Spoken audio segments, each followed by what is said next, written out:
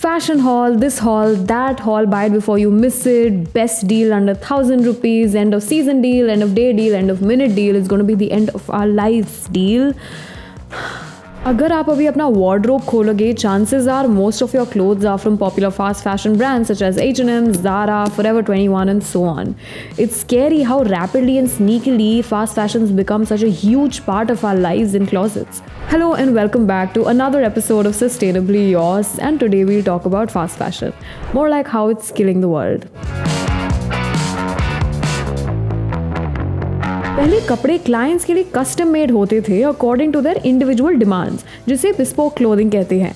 Until affordable, rather cheap clothing with standardized sizing was introduced in a brand new retail shop for the first time ever in a village in Spain about 50 years ago by a man called Amancio Ortega Gauna. इस clothing brand का नाम है Zara, and this is what paved the way for all the upcoming fast fashion brands in the world to operate successfully and create unparalleled destruction, pollution, exploitation of labor and whatnot. But first, let me explain what fast fashion really is. It's pretty much like fast food, cheap, quick, and usually of bad quality.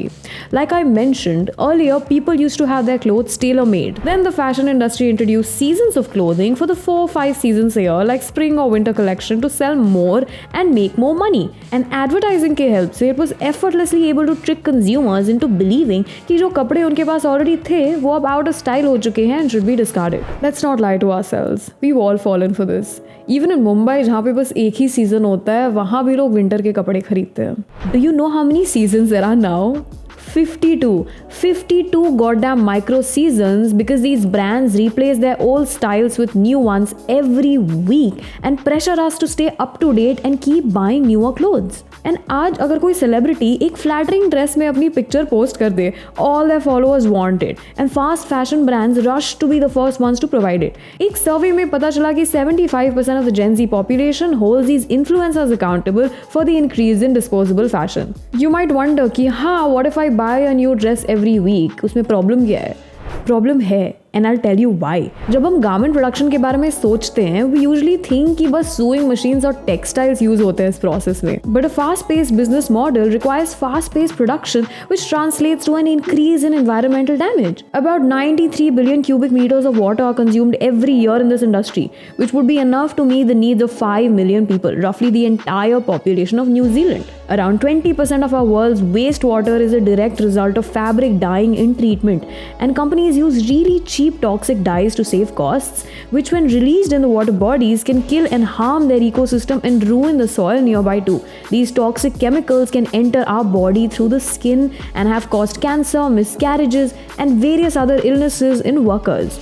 More than 92 million tons of textile waste is created every year, which is approximately the total solid waste of Pakistan, UK, Canada combined every year. Even though clothes are recyclable, the sheer amount of waste is so much that it's nearly impossible to recycle even half of it, let alone all of it. Companies such as H&M choose to incinerate their old clothes rather than donating them because they feel that it ruins their image. The apparel industry is the second biggest industrial polluter after oil, accounting for 10% of global carbon emissions. एक pair of jeans बना के उसको transport करने में around 33.5 kg का carbon emission होता है. I kid you not, one pair of jeans. This is equivalent to the amount of carbon we emit in 33 days, like one human person emits. Global emissions from textile production are equivalent to 1.2 billion tons of carbon dioxide every year, which outweighs the carbon footprint of international flights and shipping combined. There is so much more, but I want to share something that I personally found more scarring. क्या आपको पता है कि आप indirectly modern slavery support कर रहे हैं by being consumers of this industry? The cost of producing cheap clothes is very high and is paid in human lives. A study said that recruiters in developing nations like India, Bangladesh, China and Vietnam convince parents in rural areas to send their kids, especially their daughters, to spinning mills and promise a decent wage with 3 meals a day. But these kids barely get either. Some of them are made to become bonded laborers and have to work in unimaginable conditions. Laborers have to work 14 to 16 hours a day without breaks. Women are forced to take pills which stops their periods, damaging their health, just so no one skips work due to period cramps or pain. They're not even allowed maternity leaves. A lot of the female workers are even trafficking victims and are sexually exploited at factories. Some make as little as 3,000 rupees a month after working round the clock every day of the year. In 2013, Rana Plaza, an 8-storied sweatshop in Dhaka, जहाँ पे garment production होता था for brands across the world, including those in US, Italy, Spain, UK, Germany, etc., collapsed, killing more than 1,100 workers and injuring another 2,500. वो लोग इतने खराब हालात में काम कर रहे थे and despite pleading the factory owners for better working conditions, no changes were made. This incident became a symbol of the fashion industry's horrible impact and the desperate need for reform. But even after 9 years, everything is the same. You feel horrible after knowing all this, don't you?